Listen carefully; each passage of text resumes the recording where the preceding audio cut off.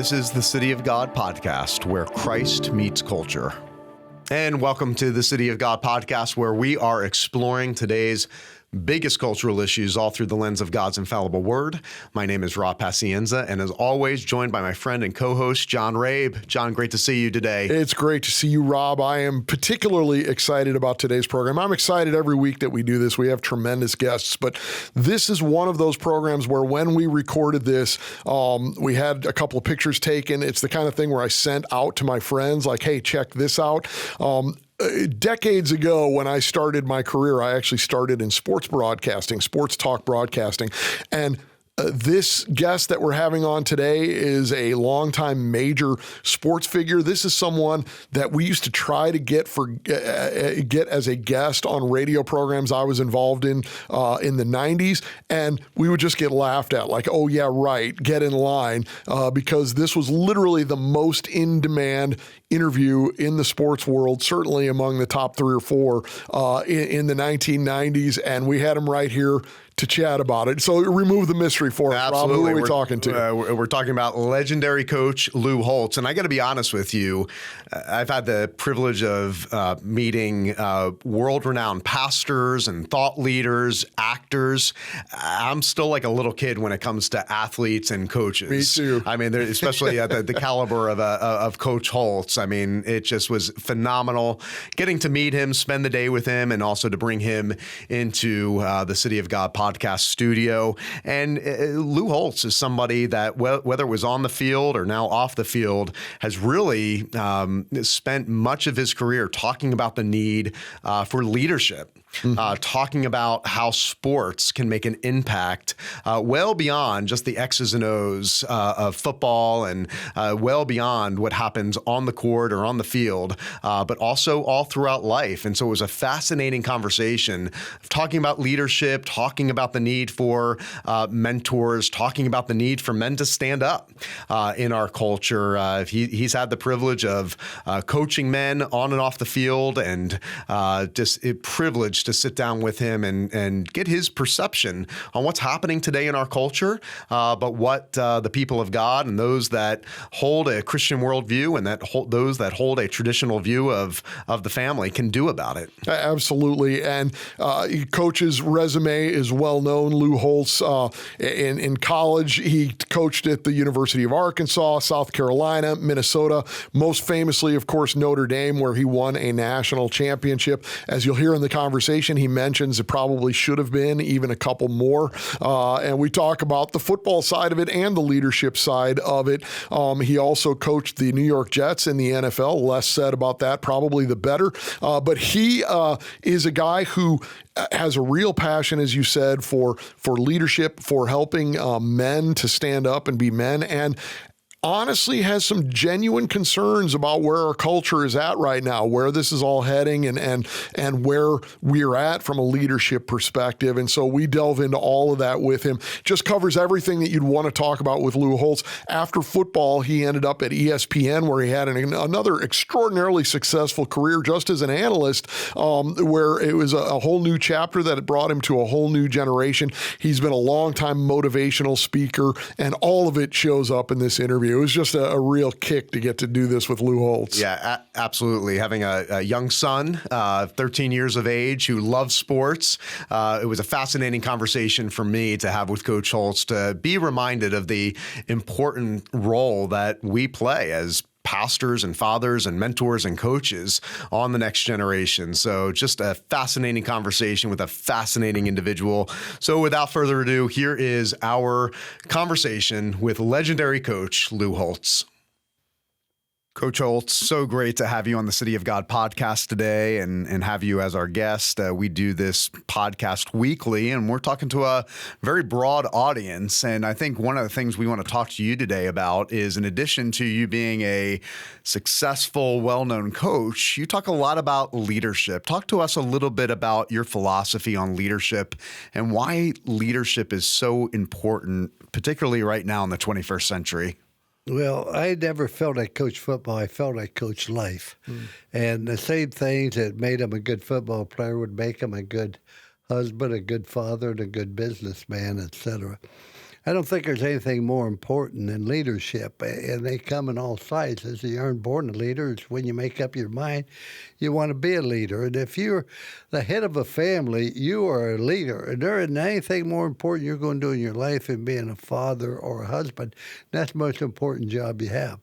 So with leadership, is just they can appoint you the head coach. They can't appoint you the leader. And Father Hesburgh said it best when I went to Notre Dame. He said, in a half hour, we're going to walk in the press conference. I'm going to announce the world you're the head coach at Notre Dame. He said, I cannot announce you're the leader. He said, titles come from above. Leaders are determined by the people below them. And if you have a vision where you want to go, a plan of how you're going to get there, then you're going to have good success. But I'd say this. The most important thing in leadership is having high standards. Your obligation, leaders, to have high standards. There are too many people, Reverend, that are in a leadership role that want to be well-liked. And so they lower the standards so people like them. You're doing a disservice to the organization anytime you lower the standards. I think by the same token, Coach, a lot of people misunderstand leadership. And if we're just looking at ESPN clips of coaches, we might gather the same misunderstanding. They think that leadership is just raising your voice. It's just yelling. That's not what we're talking about here. It may require that occasionally, but leadership is a lot more than that. You have to adjust to it. Now, you have to remember when I was in high school playing, one of my assistant coaches 5 years before was at Iwo Jima. So don't tell him about your bad hand or something. He can care less about that. But today, people are different. With the younger generation, if I coached today, I'd be a better coach, but I'd also be different in this respect. With the younger generation, what you say to them is very important. But what you say is not near as important as your tone of voice. Your tone of voice not near as important as your facial expression. And so the madder you get, the more you smile, the softer you speak. You say, Jim, you have no idea how mad I am, but then you're going to find out. Because when you scowl and you yell, they are so insecure that you today are going to rebel and going to withdraw from you. Interesting. One of the things that we believe in the Christian faith is that it's not always about the mountaintop experiences. Many times it's the valley experiences that really shape us as individuals. They shape us as leaders. And I know you would say that some of the greatest lessons in life were the hard lessons that you've had to face in life. As a leader, as a coach, as a mentor, what are some of those hard lessons you've had to learn along the way that has shaped the man that you are today? Well, I don't know how long this program is. But hey, we'll make time for you. But I will say this, that I've never had a catastrophe in my life. It didn't turn out to be positive if I reacted favorably to it. I firmly believe that everything happens can be a positive thing. Let me give you an example. I go to the University of Arkansas. I'm there 7 years. 7 bowl bids, 4 top 10 finishes. Best loss record in the history of the Southwest Conference, only to Dare Royal. I'm there 7 years, and Frank Broyles, the athletic director, called me in and said, I want your resignation. Why? Wouldn't give me a reason except it's in the best interest. Well, I was so mad. I knew where all the bodies were buried. I was going to the media, and I was going to attack him and everybody. My wife said no. And she's very religious. She said, you know what we did? Have a faith in God and we'll move on. 2 years later, this was told me by Gene Corrigan, the athletic director, that hired me at Notre Dame. He said he called Frank Broyles. He said, we're looking at different coaches. We wondered what happened with Lou Holtz. He said, I listened to somebody tell me something that wasn't true. He said, Lou Holtz, the best coach I've ever been around. If you can hire him, don't even interview anybody else. I end up at Notre Dame, my dream job, because the guy that fired me gave me the best recommendation. I could go on and on about how things happen, whether it be a loss or anything else. If you react favorably to it, it will work itself out. But you're going to go through difficulties. That's part of life. I'm an old man, and I'll say this. My birthday candles cost more than a cake. But the older you are, you know what I found out? That life is not solving problems or not having problems. Life is making good choices because you're going to have problems. You're going to have difficulties in your life all the rest of your life. As I say, I'm an old man, and there's always going to be a case where I got this mountain, that challenge, and you got to accept it in a positive way. The people that don't have a faith in God, I don't know how they get through. Now, having a faith in God doesn't mean that you aren't going to have problems. What it means is you're going to be able to handle them. And you're going to have difficulty in life. That's all part of it. But just make good choices, wherever you are, good or bad, because the choices you make. Choose to do drugs, drop out of school, join a gang, get tattoos from head to bottom.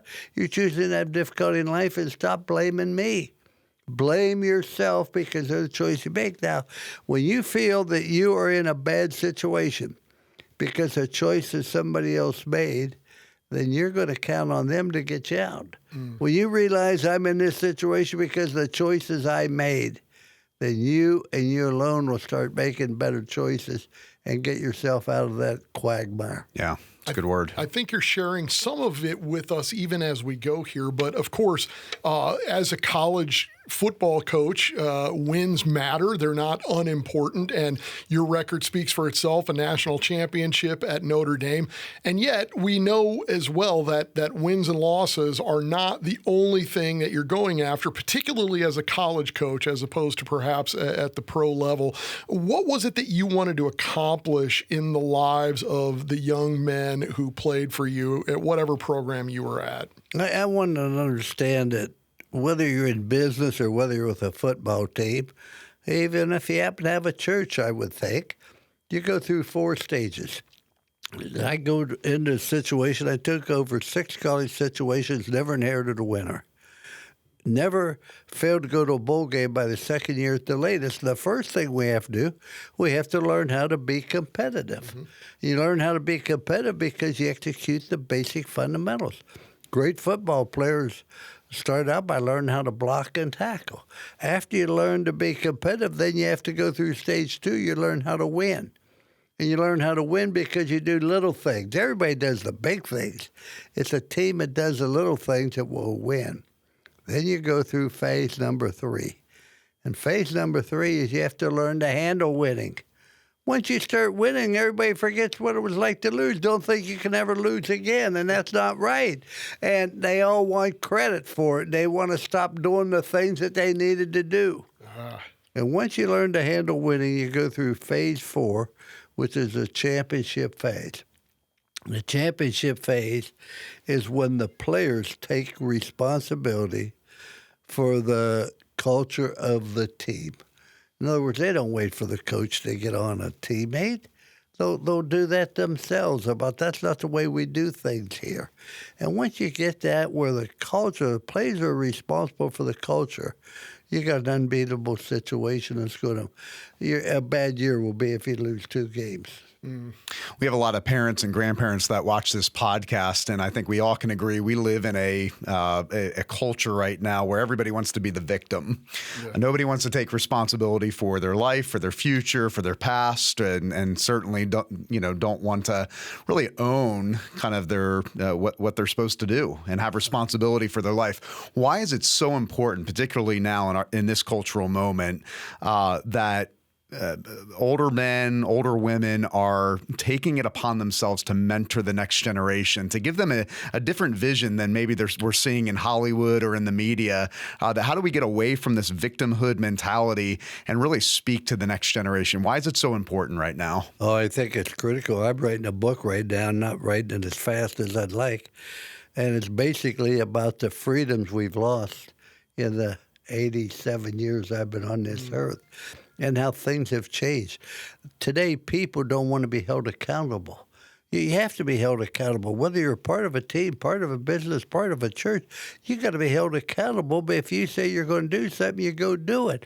Everybody has a role. We have to do that role the best of our ability. I always say we have 3 rules. Rule number 1, do what's right. And if you have any doubt, get out the Bible. There's never one right time to do the wrong thing. There's never a wrong time to do the right thing. Just do what's right. Why is that important? So you can build trust with other people. If you don't have trust with a team, if you don't have trust in a marriage, it ain't going to last. Then rule number 2, do everything the best of your ability. Not everybody be All-American. Not everybody be All-Conference. Not everybody can be first team. Not everybody can be an A student. But everybody can be the best they're capable of being. And rule number 3 is always show people you care. You're never going to meet anybody again, doesn't need a smile, a kind word, encouragement. Too many people today just worry about themselves and don't think about anybody else, and that's what creates different problems. I really love this country, but I've seen it change where everybody makes an excuse for somebody else. Everybody should get an A. That's nonsense. That's not what made this country great. Everybody should get a trophy. No. Right. Everybody should get what they earn or what they deserve, and you learn how to handle disappointment. I grew up, I was weaker and younger and smaller and had a lisp, which I still do. People made fun of me, my teammates, my classmates. But you learn to handle that. Sticks and stones may break my bones, but names will never hurt me. Now all of a sudden you can't worry, you can't say this. We start worrying about this pronoun, that. That's absolutely not. Let's get back to the basic fundamental and is tired of the tyranny of the minority controlling this country. Amen. That's a good word. And you've already even anticipated what I was going to ask you, but, of course, sort of opposition is not something that a college football coach fails to experience. You walk into a lot of places where people sort of hate you just because of what you represent or who you are whenever you go in there. In fact, I have family in Tallahassee, and I'm going to have to be very careful even about how I present the fact that we're doing this today when I tell them about it. That being said, you face some of those things. Is there any trepidation that comes with speaking your mind on issues like that, on issues about where our country is, issues about the victim mentality and so forth? Because you know that there are a lot of people who will say, "Oh, who are you to talk about that? You stay in your lane. You go, kick the ball. We don't want to hear that." No doubt. And everybody's always going to try to silence you. Mm-hmm. And I say this, I don't care about what I say. I care about being right. As long as I feel something in my heart, you aren't going to intimidate me. This is who I am. I'm an old man now, as I say. I don't care how you feel. This is what I feel, and I know what made this country great. Mm. And it was the aspiration of we're going to be the best we could be, and you're going to get an education. You're going to learn how to read and write and how to think. Not they didn't teach me what to think. Mm. They taught me how to think, how to make decisions, and you go from there. And I look at this country. Put these 3 questions on both parties. Can you trust them? Well, I can tell that person's lying because his mouth is moving. I mean, you get nothing but lie after lie after lie. And then people will make excuses for it. That's nonsense. Mm-hmm. The second thing is, who wants to be great? Who wants this country to be great? Do we want our individual to be great? That's why I don't understand why we do not have school choice. I went to a Catholic grade school because of the religious affiliation. But it was great for me. I struggled in the public school because they really didn't care whether I learned or not. So, and I see these poor students today taught and confined to a school that they don't have a chance. When you have 17 high schools in Baltimore and not a single student qualified mathematically or English their senior year, that's insane. That's wrong. That's being unfair to people. Let's give them school choice. All these politicians send their children to private school, but no, you're going to go to a public school. Well, give them a choice like you have, because once again, as I say, life's a better choices. And I think that these people that forget about choices, and when a person makes bad choices, they condone it and they make excuses for it, and it's always somebody else's fault, and that's nonsense. It's time people stood up and said, this is how I feel, and I'm not going to be intimidated by it. We have that obligation to younger people to speak up. What happens in this country isn't going to change my life, but it's going to change the life of my grandchildren, my great-grandchildren, and that's why I get very vocal about it, because I feel that's my obligation. And you can't pay people in the past, but you can pay forward. There's an awful lot of people that when I grew up in the Midwest that paid attention to me, that insisted I do good things. I think about the teachers I had.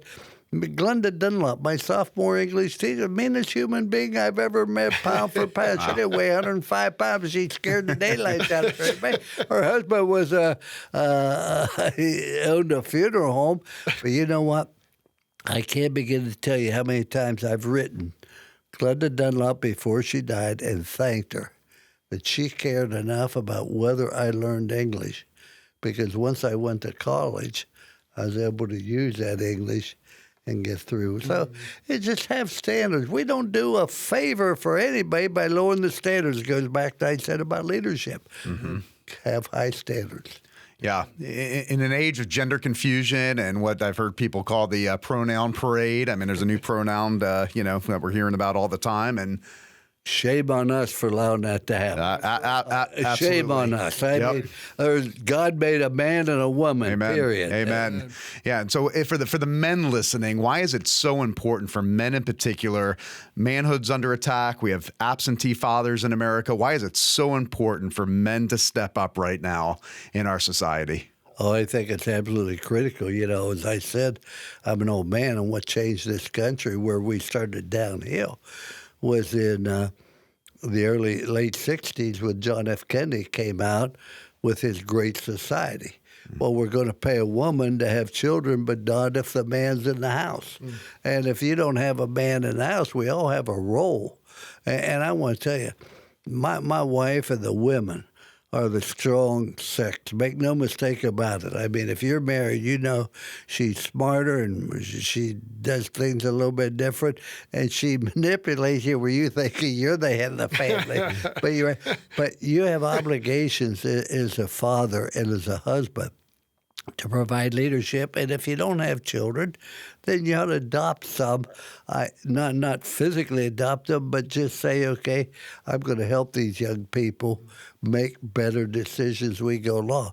And I would talk to athletes and they'd say, yeah, my father wasn't home and I didn't have a father and didn't get good guidance, and start wallowing self-pity.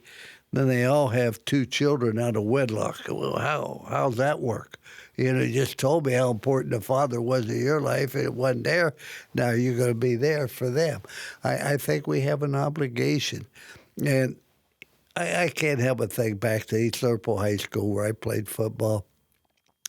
And my father was in the Navy from age 7 to 12, and he came back. He had a 3rd-grade education.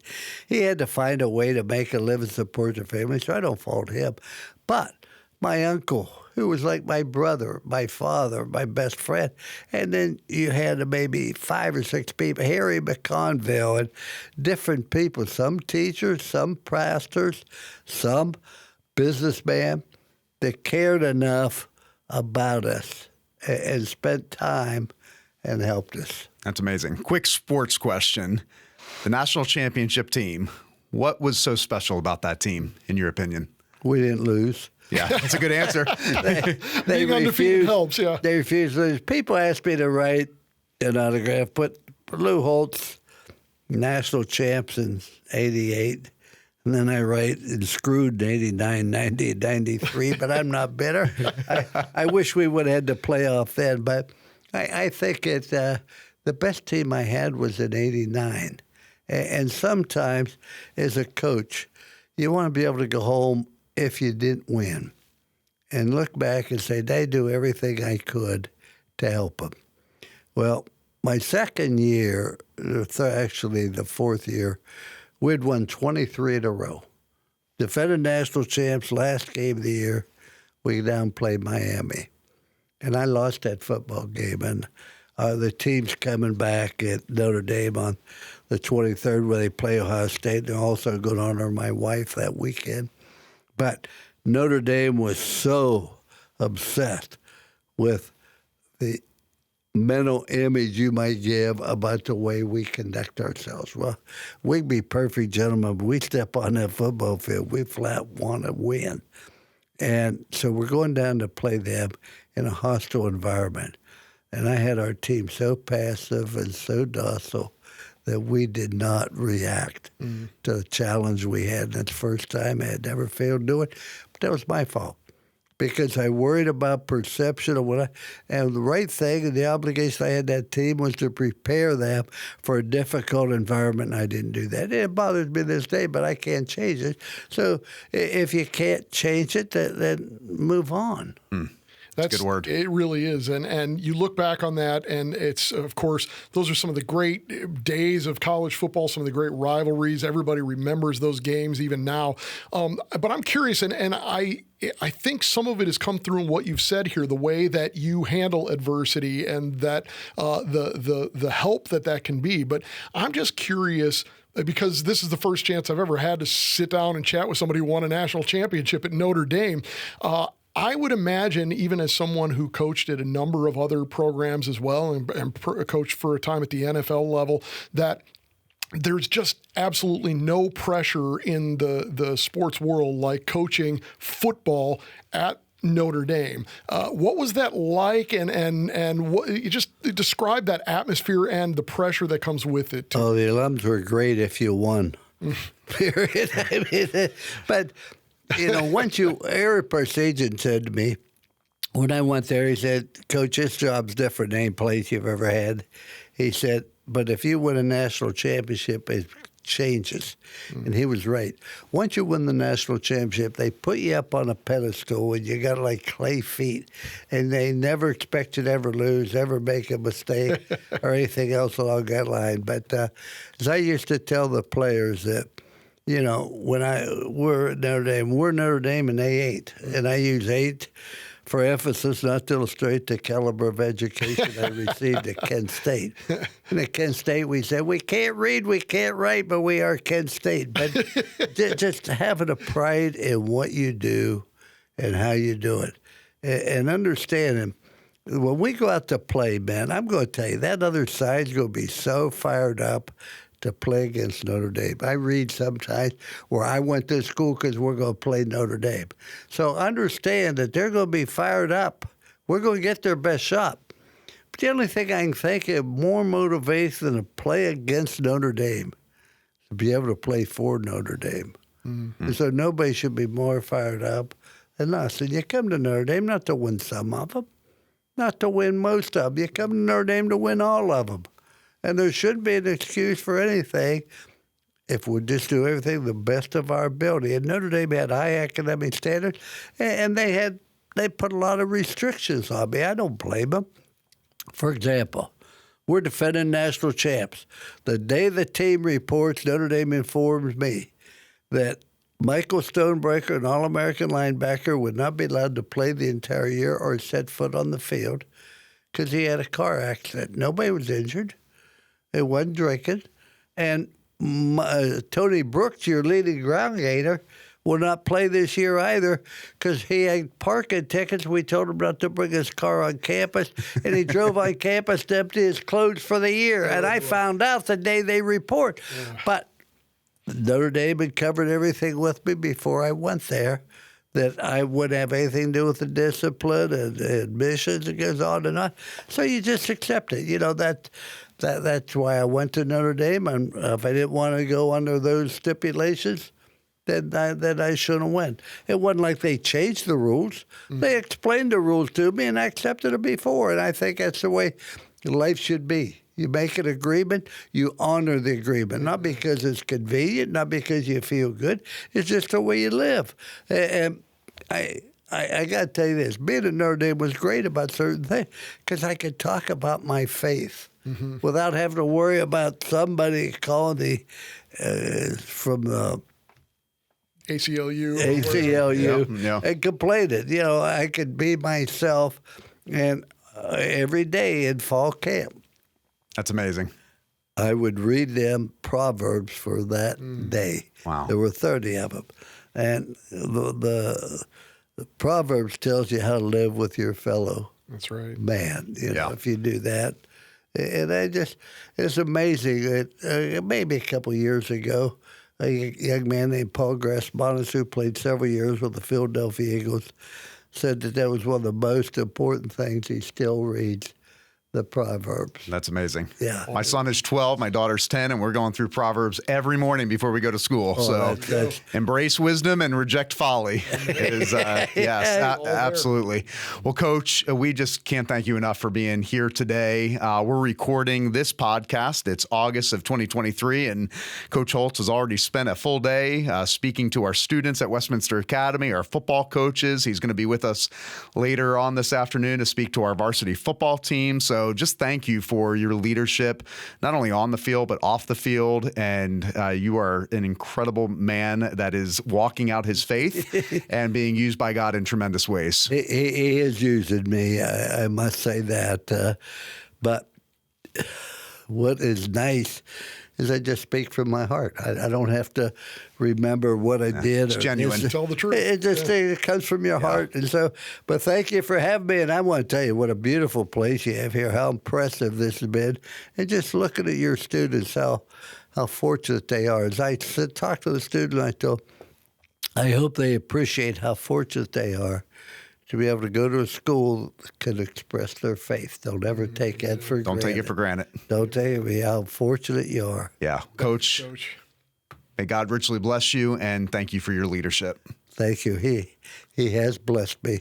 I was married for 59 years, so I'm fortunate. I try to count my blessings, and if I'd known God was going to let me live this long, I would have taken better care of myself. All right. Thank you. Absolutely. Thank you. Thank you so much for joining us today on the City of God podcast. We pray that you enjoyed this conversation with legendary coach Lou Holtz. If you were encouraged by today's podcast, we pray that you would pass it along to family members and friends as we navigate together today's cultural moment all through the lens of God's infallible word. We pray that God richly blesses you, and we pray that we'll see you right back here on the City of God. The City of God podcast is produced by Coral Ridge Ministries and made in partnership with the Institute for Faith and Culture. Visit us at cityofgodpodcast.com to access all of our previous episodes. You can also listen on Apple Podcasts, Spotify, Google Podcasts, Amazon Music, or anywhere you get podcasts. A full video version of this podcast is available on YouTube. This is the City of God podcast, where Christ meets culture.